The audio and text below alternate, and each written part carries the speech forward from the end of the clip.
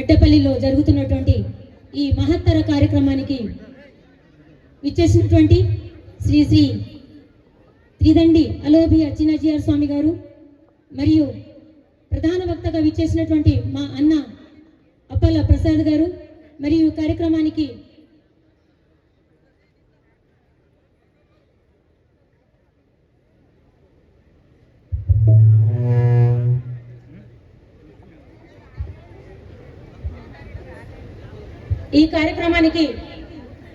అధ్యక్షత వహిస్తున్నటువంటి అన్నలకి అక్కయ్యలకి మరియు కాకతీయులకే తలమానికంగా వాళ్ళ కట్టడాలకి పునాది వేసినటువంటి ఆ పేరు మీద వచ్చేసినటువంటి పేరునే వడ్డేపల్లి. అలాంటి వారసత్వం శివుని తల మీద గంగాదేవి ఎలా ఉందో అలా వడ్డేపల్లి చెరువును మన తల మీద పెట్టుకున్నట్టుగా ఉన్నటువంటి మన గ్రామము మరియు ఉత్తర తెలంగాణకే ఎన్నో విద్యను అందించి ఎంతో మంది మహానుభావురాలను తయారు చేసినటువంటి గణిత పింగిలి కాలేజీకి చెందినటువంటి ఇంతటి వారసత్వానికి ప్రతినిధులమైన ఇక్కడ కూర్చున్నటువంటి మా హిందూ అక్కా చెల్లెలకి అన్న తమ్ములకి మా హిందూ బంధువులందరికీ కూడా పేరు పేరున హృదయపూర్వకమైనటువంటి నమస్కారాలు తెలియజేసుకుంటున్నాను. మనమంతా కూడా అంటే ఇంత గొప్ప వారసత్వ సంపదన ఇక్కడికి కూర్చొని ఉంది. ఏదైనా ఒక దేశం ప్రాంతం ఏదో ఒకటి అభివృద్ధి చెందాలి అని అంటే మనల్ని మనం కొన్ని స్వశస్త్రం చేసుకోవాల్సి ఉంటుంది. పెద్దలు చెప్తారు, ఎన్నో రకాలుగా ఎన్నో విధాలుగా మనకు మార్గనిర్దేశనం చేస్తూ ఉంటారు. దానిలో భాగంగా సామాజిక సమరసత త్రేతాయుగం నుంచి మొదలు పెట్టుకుంటే ప్రస్తుతం మనం ఉన్నటువంటి కలియుగం వరకు కూడా త్రేతాయుగంలో శ్రీరామచంద్రుడు గంగా నదిని దాటే క్రమంలో గుహుడు సహాయం చేస్తే తను ఉండడానికి ఆశ్రయం ఇస్తే అక్కడ ఎండుగట్టి మీద పడుకొని తెల్లారి నది దాటడానికి సహాయం చేసినటువంటి గుహుణ్ణి ఆలింగనం చేసుకొని తన జీవితాన్ని పావనం చేసినటువంటి ఘనత అది మన ధర్మానికి దక్కింది. ఆ శ్రీరామచంద్ర ప్రభువు ఆ కాలంలోనే చూపించాడు. ఆ తర్వాత తన గమనంలో జటాయువు వీర మరణం చెందితే ఒక పక్షికి కూడా ధర్మబద్ధమైనటువంటి దహన సంస్కారాలు చేసినటువంటి మహానుభావుడు శ్రీరామచంద్ర ప్రభు. తన ఆకలిని తీర్చడానికి దారి మధ్యలో కలిసినటువంటి శబరిమాత ఇచ్చినటువంటి పళ్ళను నా స్వామికి పుచ్చు పళ్ళు పోతాయో పుల్లటి పళ్ళు పోతాయో ఎలాంటి పళ్ళు పోతాయో అని చెప్పేసి రుచి చేసి తర్వాత ఇచ్చినటువంటి పళ్ళను ఎంగిలి పళ్ళుగా భావించకుండా తను ఎవరని కూడా భావించకుండా భక్తిని మాత్రమే చూసి ఎలాంటి భావాన్ని కూడా చూడకుండా తిన్నటువంటి మహానుభావుడు మన శ్రీరామచంద్ర ప్రభు. ఆ తర్వాత ఇంకొంచెం ఒక అడుగు తర్వాతకి వస్తే ద్వాపర యుగం. పేదవాడైనటువంటి స్నేహితుడు చిన్నప్పుడు కలిసి చదువుకున్నారు, కాలక్రమణ పెద్దవాళ్ళయి ఒక ద్వారక నగరానికి తను రాజు అయితే కుచేలుడు మాత్రం పేదరికంలో ఉన్నాడు. కానీ నా స్నేహితుని దగ్గరికి పోతే నన్ను చూడకపోతాడు అని చెప్పి తన ద్వార మార్గానికి చేరిన కుచేలుని సవినయంగా సగౌరవంగా ఆహ్వానించి ఆలింగనం చేసుకొని సకల సంపదలు ఐశ్వర్యాలు అందించినటువంటి మహానుభావుడు శ్రీకృష్ణుడు. అదే కలియుగానికి వస్తే మహానుభావుడు హతిరామ్ మహారాజ్ పరమ భక్తుడు వెంకటేశ్వర స్వామికి రోజు భక్తుల మన్నలను కోసం, భక్తులను తృప్తిపరచడం కోసం, భక్తులను సంతోషపెట్టడం కోసం స్వతహాగా మహాన వేషంలో శ్రీ వెంకటేశ్వర స్వామి హతిరామ్ మహారాజ్తో వచ్చి రోజు చదరంగం ఆడేవారు. ఒకానొక సందర్భంలో భక్తుల చేతిలో ఓడిపోతే కూడా ఆనందం కలుగుతుంది స్వాములకి, దేవుళ్ళకి. త్రేతాయుగం, ద్వాపర యుగం, కలియుగం ఇలాంటి అన్ని యుగాలలో దేవుళ్ళే సామాన్య మానవులుగా అవతారాలు ఎత్తి కులాలు లేవు, ఏవు లేవు, మనమంతా ఒకటి అని చెప్పేసి చాటి చెప్పినటువంటి సంస్కృతి ధర్మం, అట్లాంటి సనాతన ధర్మానికి వారసులం మనమంతా. మరి మన ఇన్ని యుగాలలో మనకే సామాజిక సమర్థన చాటి చెప్పేసినటువంటి మహానుభావుల వారసత్వమైన మనమంతా కూడా ఇంకెత్తటి సామాజిక సమర్థతను మనం చాటాల్సిన అవసరం ఉంది. ఒక్కసారి ఈ చైని చూడండి, విడిగా చూస్తే ఏమైనా అర్థం ఉందా? అదే కలిపి చూస్తే అభయహస్తం. నేను ఇచ్చేవాడిని, నేను ఇచ్చేదాన్ని నా అమ్మవారికైనా అయ్యవార్లకైనా అభయహస్తం ఉంటుంది. అదే కలిపి చూస్తే చూసిన బిడ్డ ఈ శక్తి ఒక ధైర్యానికి గుర్తుగా ఉంటుంది.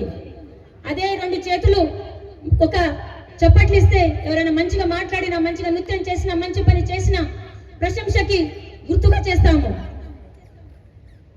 దేవుళ్ళకి, పెద్దవాళ్ళకి 2 చేతులు జోడించి నమస్కరిస్తాము. విడిగా ఉంటే వేరే వేరే కులాలాగా అయిపోతాయి, ఏమీ అర్థం ఉండదు. కానీ దగ్గర అయితే అభయహస్తం అవుతుంది, ధైర్యం అవుతుంది, ప్రశంస అవుతుంది, సంస్కారంతో కూడుకున్న నమస్కారం అవుతుంది. కాబట్టి మన సమాజం అంతా కూడా ఇలా విడివిడిగా కాకుండా ఇలా ఇలా ఇలా ఇలా ఈ రకంగా ఉంటేనే హిందూ ధర్మ సమాజం అనేది కూడా, సనాతన ధర్మం అనేది కూడా సామాజిక సమరసతతోనే 4 కాలాల పాటు 4 తరాల పాటు వెలసిల్లుతుందని చెప్పేసి కూడా ఈ సభాముఖంగా మీ అందరికీ కూడా సవినయంగా విన్నవించుకుంటున్నాను. ఇంకొక అడుగు ముందుకేస్తే పర్యావరణం. మనమందరం కూడా పంచభూతాలను దేవునిగా భావిస్తాము. వాయుదేవుడు, నీటిని దేవుడు, అగ్ని దేవుడు, భూమిని భూమాత, అగ్ని పైన ఆకాశాన్ని కూడా దేవుడు అని చెప్పేసి, అంటే అందరినీ కూడా మనము దేవతలుగా భావించినప్పుడు మరి ఆ దేవుళ్ళను, ఆ దేవతలకు ప్రతిరూపాలైన పంచభూతాలను కాపాడుకోవాల్సిన బాధ్యత కూడా మన పైనే ఉంది. చిన్న విషయం దాంట్లో, ఒకానొక రోజు ఒక రాజ్యంలో తెల్లవారితో ఒక యాగం చేయాల్సిన పరిస్థితి ఏర్పడిందట. మన వడ్డపల్లి లాంటి గ్రామం ఇలానే సమ్మేళనం. ఆ సందర్భంలో ఆ ఊరి పెద్ద మనిషి అన్నారట కదా, తెల్లారి మన ఊరి చౌరస్తాలో ఒక గంగాళం పెడతాము, తెల్లారి తెచ్చి ఇంటికి ఒక చెంబెడు పాలు పోయండి, ఆ అన్ని పాలతో కలిపి పాయసం వండుదాము, అందరికి తీర్థం పంచుదాము, ప్రసాదం పంచుదాము అని చెప్పేసి. తెల్లారి లేచిన తర్వాత అది మొత్తం గంగాళం నిండిపోయి ఉన్నది. కానీ తెల్లారి వచ్చి చూసేసరికి దాంట్లో పాళ్ళు లేవు, మొత్తం నీళ్ళే ఉన్నాయి. ప్రతి ఒక్కరు అనుకున్నారంట, అందరూ పాలు పోస్తే నేను ఒక్కనే నీళ్లు పోస్తే ఏమైపోతుంది, ఆ నీళ్ళలో ఆ పాలలో నా నీళ్లు కలిపిపోతే మొత్తం పాలే అయిపోతాయి కదా, నన్ను ఎవరు గుర్తుపెడతారని చెప్పేసి. మరి మనం కూడా అందరం కూడా పర్యావరణాన్ని ఎవరో ఒకరు కాపాడితే సరిపోదా, నాదేమైతుంది అని ఎవరో ఒకరు అనుకున్నా కూడా అదే రాజశాస్త్రం, అదే నీటి శాస్త్రం, పాల శాస్త్రం అయిపోతుంది. కాబట్టి పర్యావరణాన్ని కాపాడాల్సిన బాధ్యత కూడా ఎంతైనా మనం అందరి మీద ఉందని చెప్పేసి మరి ఒకసారి సవినయంగా మీ అందరికీ కూడా విన్నవించుకుంటున్నాను. ఈ మధ్య కాలంలోనే మనము గడిచిన నెలలో, అంతకుముందు నెలలో మనము ఉగాది పండుగను జరుపుకున్నాము. షడ్రుచులలో భాగంగా మనము వేప పూలను కూడా వాడతాము. కానీ ఈసారి కొన్ని కారణాల వల్ల సరి అయిన సమయంలో వేప చెట్లు ఇగురు రాలే, పూలు కూడా పూయలే. ఆ సమయంలో ఇప్పుడు ఇగురు వచ్చి ఇప్పుడు పూత పూస్తుంది. ఎప్పుడైతే ఇగురు వచ్చి పూత పూయాల్సిన సమయంలో వైరస్ సోకి చెట్టంతా కూడా ఎండిపోయి కనబడిన వేప చెట్లు, కల్ప వృక్షం లాంటి చెట్లు. మరి ఎందుకు? ప్రకృతిలో అసమతుల్యత వలన. దానికి కారణం మనం కాదా? మరి మానవ మాత్రమైన మనమే దానికి కారణమైనప్పుడు ప్రకృతి ఆక్రోశానికి గురైతే దానికి బలి కావాల్సింది కూడా మనమే. కాబట్టి దయచేసి ప్రకృతిని కాపాడుకుంటామని చెప్పేసి మరి ఒకసారి మీ అందరికీ సవినయంగా వివరించుకుంటున్నాను. ఈ మధ్య కాలంలో హైదరాబాద్ లో మన దాంట్లో పద్ధతిలో భాగంగా పెద్దలకి పిండ ప్రదానం చేస్తాము. ఆ సందర్భంలో ఆ పిండ ప్రదానం చేసిన క్రమంలో కాకి వచ్చి ముట్టట్లేదట. అక్కడ అసలు లేదు, కాకిలు ఎక్కడా లేవు కూడా. అయితే కాకిని కూడా కిరాయికి తీసుకొని వచ్చి ఆ పిండ ప్రదానం చేశారన్నమాట. అంటే ఎంత ఘోరమైన పరిస్థితిలో మనం ఉన్నాము అంటే ప్రకృతి ఎంత అసమతుల్యతకి కారణమవుతుందో కూడా మనం అందరం గమనించాల్సిన అవసరం ఉంది. కాబట్టి దయచేసి ప్రకృతిని మనం కాపాడుకుంటే ప్రకృతి మనల్ని కాపాడుకుంటుంది. ఇంకొక అడుగు ముందుకేస్తే పౌర విధులు. అందరం అనుకుంటాము, అందరూ గవర్నమెంట్ కూడా సెలవు ఇస్తుంది, ఉద్యోగస్తులు అందరు పోయి ఓటేయాలని చెప్పేసి అందరు వేస్తారు. నేను ఒక్కరిని వేయకపోతే ఏమైపోతుంది, 2 రోజులు సెలవు వస్తున్నాయి, ఫ్యామిలీని పట్టుకొని ఎటైనా పోతామని చెప్పేసి చాలా మంది వెళ్ళిపోతుంటారు. అందరూ కాదు, కొందరు. కాబట్టి ఏదైనా సమస్య వచ్చినప్పుడు మాత్రం నిలదీస్తాం. కానీ ఎప్పుడు మనకు శక్తి వస్తుంది, ఎప్పుడైతే మనము కరెక్ట్ పని చేస్తామో, ఎప్పుడైతే ఓటును మనం వినియోగించుకుంటామో అప్పుడే మనకి ఎదుటి వాళ్ళని అది అడిగే హక్కు వస్తుంది, ధైర్యం వస్తుంది. కాబట్టి ఓటు వేయడం కానివ్వండి, ట్రాఫిక్ సిగ్నల్స్ దాటే క్రమం కానివ్వండి, అవతల వాళ్ళు ఎవరు లేరు కదా అని చెప్పేసి ఒక పెద్దవాళ్ళు కనుక రోడ్డు దాటితే తర్వాతి జనరేషన్ వాళ్ళు నువ్వు దాటినప్పుడు చూస్తే మనం ఏం వారసత్వం ఇస్తున్నట్టు మన పిల్లలకి. మా తాతనో, మా నాన్ననో, మా పెదనాన్ననో సిగ్నల్ దాటగలిగని పొరపాటు నేను దాటితేనే తప్పైపోతుందని చెప్పేసి పిల్లలు అనుకునే ప్రమాదం ఉంది. కాబట్టి దయచేసి మంచి వారసత్వాన్ని మన పిల్లలకి ఇద్దాము. చిన్న చిన్న పనులే, కానీ రాబోయే సమాజం కూడా ఆరోగ్యకరమైన సమాజం కావాలి అని అంటే పర్యావరణాన్ని కాపాడుకోవాల్సిన బాధ్యత మన మీద ఉంది. చిన్న చిన్న పిల్లలు ప్రతి 10 మందిలో ఇద్దరు క్యాన్సర్ గురికి అవుతున్నారు అని అంటే ప్లాస్టిక్ వినియోగము ఎంత భయంకరంగా మన మధ్యలో చేరిపోయిందో మనమందరం ఆలోచించుకోవచ్చు. ఇవన్నీ విషయాలు మీకు తెలియని కావు, ప్రతి ఒక్కటి కూడా తెలిసే. పండితుడేనట, కానీ ప్రమాదం ఏదో తన వరకు వచ్చే వరకు తన పాండిత్యం తనకు పని చేయదని అంటారు. కాబట్టి కేవలం మిమ్మల్ని గుర్తు చేస్తున్నాను మాత్రమే. ఇంకొక అడుగు ముందుకు తెస్తే స్వదేశీ, ఇక దీని గురించి మన దేశము ప్రపంచం మొత్తం దేశాలకి కూడా భారతదేశమే మంచి ఉదాహరణ అని చెప్పుకోవడానికి, దానికి వారసులుగా ఇక్కడ ఉన్న మనమందరం కూడా ఎంతో గర్వపడాల్సిన అవసరం ఉంది. అంతటి ప్రత్యేకత స్థానం కలిగి ఉన్నటి దేశం మన భారతదేశం. స్వదేశీ అనగానే మొట్టమొదటిగా 2 ముచ్చట్లు గుర్తుకొస్తాయి: కట్టు, బొట్టు, జుట్టు. కట్టుకునే చీర, 25,000 రూపాయల చీర కట్టుకుందాం అనేది ముఖ్యం కాదు. 25 రూపాయల చీర కట్టుకున్నా కూడా అంతటి సౌభాగ్యం కలిగించే అందం కేవలం భారతీయ స్త్రీలకు మాత్రమే ఉందని చెప్పేసి కూడా ఈ సభాముఖంగా కూడా మీ అందరికీ తెలియపరుచుకుంటున్నాను. ఝాన్సీ రాణి కేవలం 23 సంవత్సరాల వయసులోనే పసి కందును వీపుపై వేసుకొని, మడి కట్టుకొని, చీర కట్టుకొని ఆంగ్లేయులందరినీ కూడా గడగడలాడించింది. అప్పుడు అడ్డం రాని చీర మరి ఇప్పుడు ఎందుకు అడ్డమవుతుంది మనకందరికీ? అప్పుడు అందరం కూడా ఏదైనా బట్టలు టైట్ అయితే కుట్లిప్పుకునే వాళ్ళము, చిన్నగా చినిగితే కుట్లేయించుకునే వాళ్ళము. కానీ పని కట్టుకొని చినిగిన బట్టలు వేసుకునే దుస్థితికి దిగజారిపోయింది ఇప్పుడు ప్రస్తుత పరిస్థితి. ఆడదాని శరీరం అంటే అమ్మోరు శరీరంతోనే సమానం. ఆడది అంటే ఆదిశక్తి పరాశక్తితో సమానం. మన శరీరం అంతా కూడా అంతటి అమ్మోరు శక్తితో విలువైనది. అట్లాంటి శరీరాన్ని ఎంతో పదిలంగా కాపాడుకోవాలి. అది మన చీరకున్నటువంటి గొప్పతనం. ఒకానొక సందర్భంలోనట ఔరంగజేబు చెల్లెలు ఆమె సహారా ఏం చేసిందటంటే, మన చేనేత కార్మికులు అగ్గిపెట్టెలో పట్టేటువంటి చీరను తయారు చేశారు ఆంగ్లేయులు ఉన్నప్పుడే. ఆ చీరను కట్టుకోవాలన్న కోరిక తనకు పుట్టిందట. కానీ ఆ చీర కట్టుకుంటే ఎట్లా ఉంటుందని చెప్పేసి వాళ్ళది అసలే వేరే వేరే సంస్కారాలు కదా, కాబట్టి చెప్పేసి భయపడిపోయిందట. కాబట్టి ఇంతటి నైపుణ్యం ఉన్న వ్యక్తులు ఈ భారతదేశంలో ఉన్నారా అని చెప్పేసి అప్పుడు ఉన్న చేనేత కార్మికుల యొక్క వేళ్లను కత్తిరించారట. మన చేనేత కార్మికుల యొక్క వేళ్లను, అంటే అంతటి నైపుణ్యం కలిగిన మొత్తం వ్యక్తులంతా కూడా మన స్వదేశీ అంటే మన భారతదేశంలో ఉన్నదని చెప్పడానికి కూడా ఎంతో గర్వపడుతున్నాము. జుట్టు, ఇక జుట్టు విషయానికి వస్తే చాలా మంది పెద్దవాళ్ళు ఉన్నారు, చాలా మంది గ్రామీణ ప్రాంతం నుంచి కూడా వచ్చిన వాళ్ళం కూడా, ఎక్కడెక్కడో ఉండి పుట్టి పెరిగి ఈ ప్రాంతంలో స్థిరపడిన వాళ్ళం కూడా చాలా మంది ఉన్నాం. గ్రామీణ నేపథ్యంలో ఒక అమ్మాయి 2 జడలు వేసుకొని ఉంటే ఈ అమ్మాయికి పెళ్లి కాలేదని అనుకునేవారు. ఒక జడ వేసుకొని ఉంటే ఈ స్త్రీ మాతృమూర్తికి పెళ్ళైందని అనుకునేవారు. ఒక మాతృమూర్తి కొప్పు కట్టుకొని ఉంటే ఈమెకి పెళ్ళైంది, పిల్లలు ఇప్పుడు మనవరాలు పుట్టారు అని చెప్పేసి అనుకునే నానుడి ఉండేది ఒకప్పుడు. కానీ ఇప్పుడు 6 సంవత్సరాల నుంచి తయారైతే 60 సంవత్సరాల వరకు కూడా జుట్లు విరబోసుకొని ఉంటున్నాము. ఇది మన సంస్కృతి కాదు, ఇది మన సంప్రదాయానికి. నేను ఎవరికి కించపరచడానికి అనే మాటలు కాదు. దయచేసి ఎవరి మనసులో అయినా నొప్పించి ఉంటే నన్ను క్షమించండి. ఎందుకనంటే ఎక్కడైనా ఒక చిన్న వెంట్రుక ఇంట్లో పడినా ఆ వెంట్రుక మన పురుషుడు తినే, మన జీవిత భాగస్వామి తినే, మన కడుపులో పుట్టిన కొడుకు తినే ఆహారంలోనో ఎక్కడో కాడ ఆ వెంట్రుక చేరితే అది మన ఇంటికి కానీ ఆహారం పెట్టిన ఆ మాతృమూర్తికి కూడా అసలు మంచిది కాదు.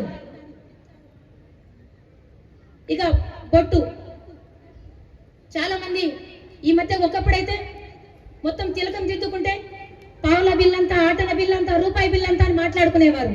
కానీ ఇప్పుడు మైక్రోస్కోప్ పెట్టి చూసినా కూడా పెట్టినా పెట్టలేదని కూడా అర్థం కావడం లేదు. అలాంటి పరిస్థితికి వచ్చేసినాం. మనం శ్వాసించే మన ఈ నాడి, ఇడహ నాడి, పింగళ నాడి, మధ్యలో సుషుమ్నా నాడి కనబడకుండా ఉంటుంది. ఆ నాడి ఇక్కడ నుంచి మనకుండే సహస్రాల రంధ్రం వరకు ఉంటుంది. కాబట్టి దాని చల్లదనం కోసమే మనం తిలకం ధారణ చేస్తాము.